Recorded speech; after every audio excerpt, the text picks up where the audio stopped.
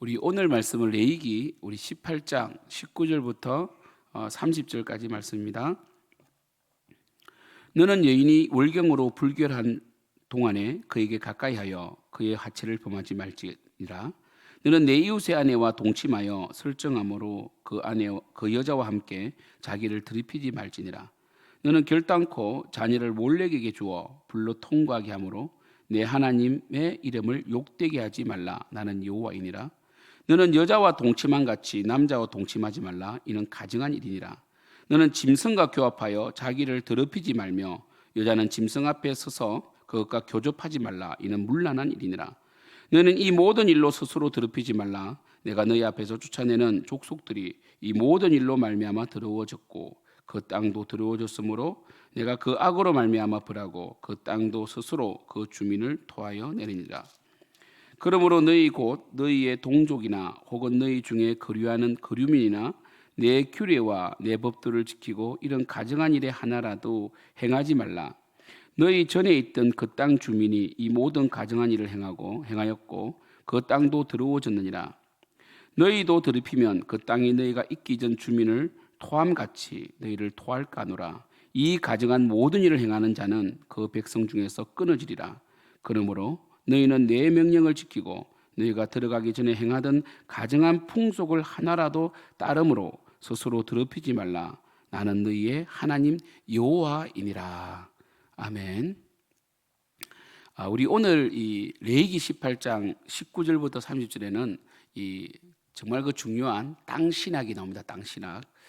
그러니까 하나님께서 이스라엘 백성에게 출애굽 이후에 가나안 땅을 어찌 보면 공짜로 주신 거죠. 무료로 주신 거예요. 그러면 이 왜 그 땅에 살고 있는 가나안 사람들을 쫓아내고 이스라엘 백성을 이주시켰느냐, 이게 중요하죠. 그러나 중요한 것은 우리가 꼭 잊지 말아야 될 것은 땅의 주인은 하나님이세요. 지금 우리가 땅을 투기하고 우리가 아파트를 가지고 있고 땅도 가지고 있지만 사실은 이 땅과 공기를 우리가 지은 것이 아니죠. 하나님께서 우리로 하여금 쓰게 만들어 주셨어요.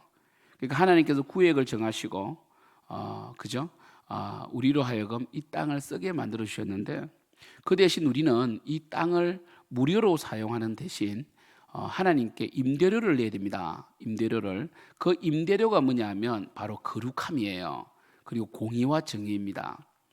우리 시편에서도 강조되고 있고 선지서에도 강조되고 있고 레위기에도 강조되고 있는 그 하나님 앞에 의와 정의, 거룩함, 이것을 임대료로 내야 됩니다. 비록 이스라엘 땅에게 이 가나안 땅이 더 이상 이 가나안 7족속이 너무나 음란해졌어요. 너무나 성적으로 특별히 타락했고 그러니까 이 하나님께서는 한 사회가 성적으로 타락하고 하나님의 법에 그 거룩성에 너무 못 미칠 때는 이 땅이 토하여 낸다는 표현을 써서 다시 개토 작업을 하세요. 개토 작업을 하십니다. 그죠? 특별히 성적인 음란을 굉장히 하는 게 싫어하시거든요.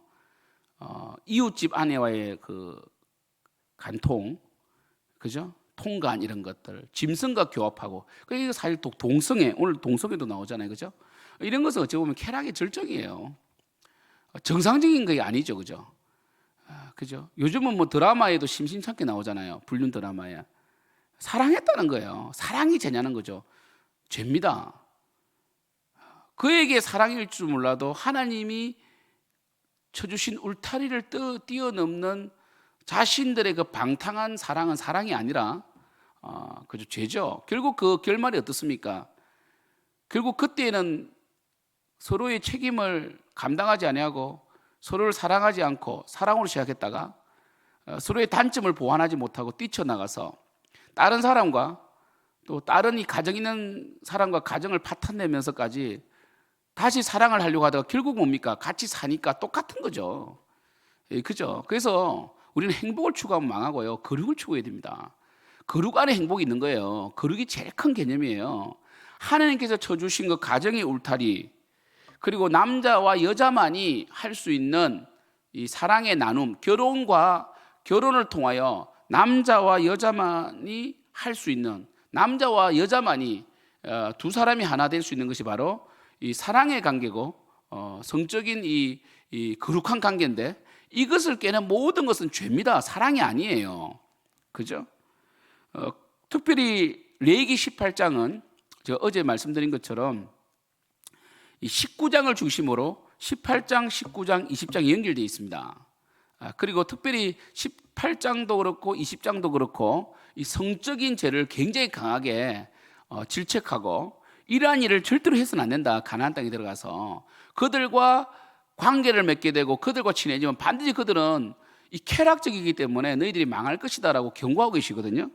그래서 이 19장 바로 1절 2절 여호와께서 모세에게 말씀하여 이르시되 너는 이스라엘 자손의 온 회중에게 말하여 이르다 너희는 거룩하라. 이는 나 여호와 너희 하나님이 거룩함이니라. 거룩하라는 거예요.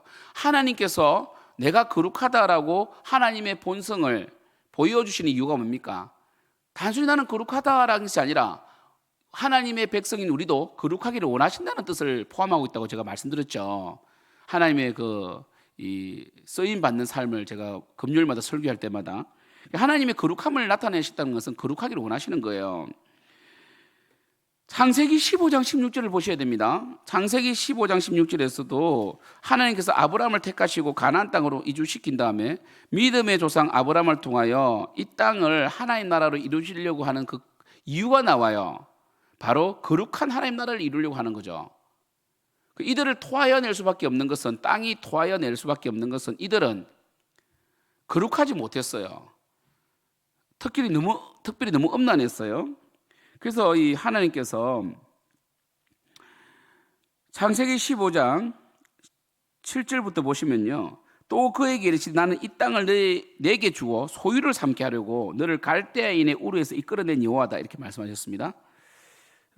이때는 그래도 가나안 땅이 한 이 부패 지수가 음란 지수가 한 40점이나 볼까요?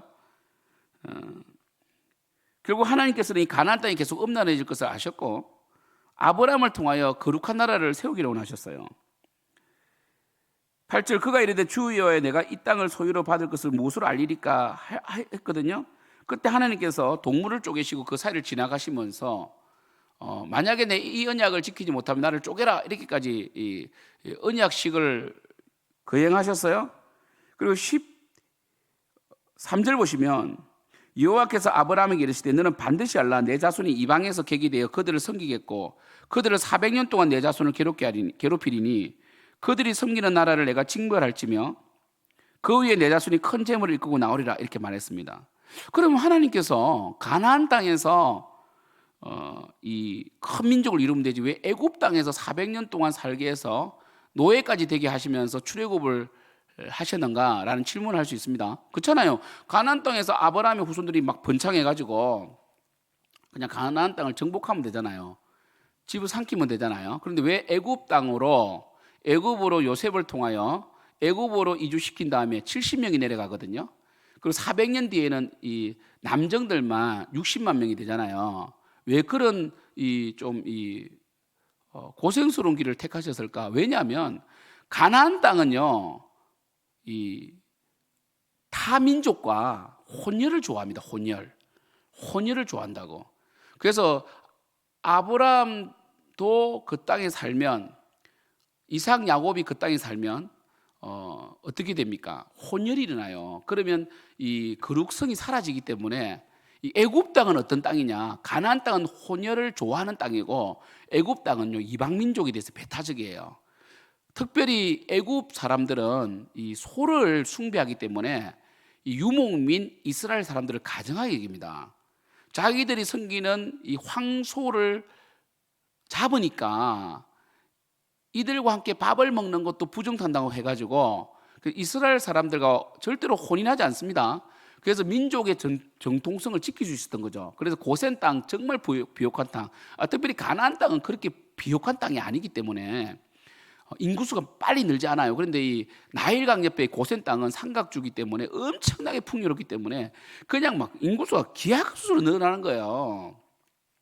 그래서 하나님께서 이 고센 땅에서 민족을 이루시고 다시 출애굽해서 가나안 땅으로 데려가시는 과정이 있단 말이에요. 지금 그죠?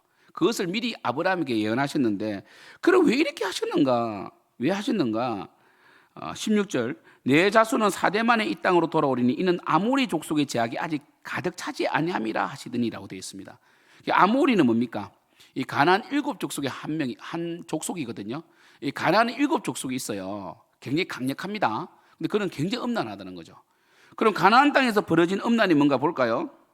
우리 오늘 말씀 18장 19절 보면 너는 여인의 월경으로 불결할 동안에 그에게 가까이하여 그의 하체를 범하지 말라라고 되어 있습니다.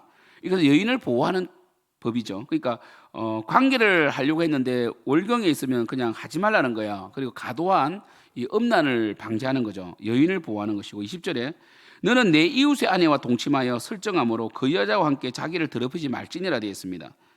특별히 내 이웃의 아내와 동침하여 설정함으로 이 부분을요 원어에는 이렇게 되어 있습니다. 자녀를 위하여 이웃과 동침하지 말라고 되어 있어요. 그러니까 이웃의 아내와 동침하면 가정이 파탄난다는 거예요. 네 자녀를 위해서는 그렇게 하면 안 돼.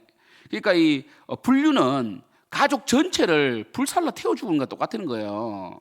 그죠? 21절 너는 결단코 자녀를 몰래게 주어 불로 통과하게 함으로 내 하나님의 이름을 욕되게 하지 말라. 나는 여호와니라. 이 암몬은 몰렉을 주신으로 섬기면서 자녀들을 불에 던졌어요. 이게 뭡니까? 보세요. 20절과 연결됩니다.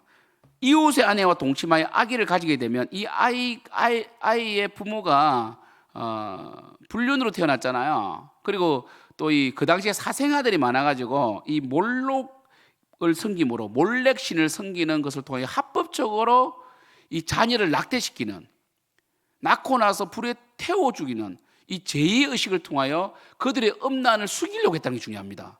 정말 여러분 악하죠. 그러니까 이 인신제사는 하나님 한 번도 허락한 적이 없는데 왜 이게 생겼냐면 그들이 음란에서 낳은 이 잘못된 자녀를 없애는 방법이 없는 거예요. 그래서 합법적으로 만든 제도가 바로 이 몰렉에게 제사하는 거라고요. 얼마나 악합니까? 사람을 자신의 이 음란을 통하여 태어난 자녀가 뭐가 문제입니까? 자녀가 뭐가 죄가 있어요? 근데 자녀를 태워 죽이면서 마치 경건한 자처럼 했다는 거잖아요. 정말 여러분 합법적 사생아 처리법이 바로 몰렉신이었어요. 22절 너는 여자와 동침한 같이 남자와 동침하지 말라. 이는 가정한 일이니라. 동성애를 가정하라고 말씀하십니다. 하나님은 분명히 말씀합니다.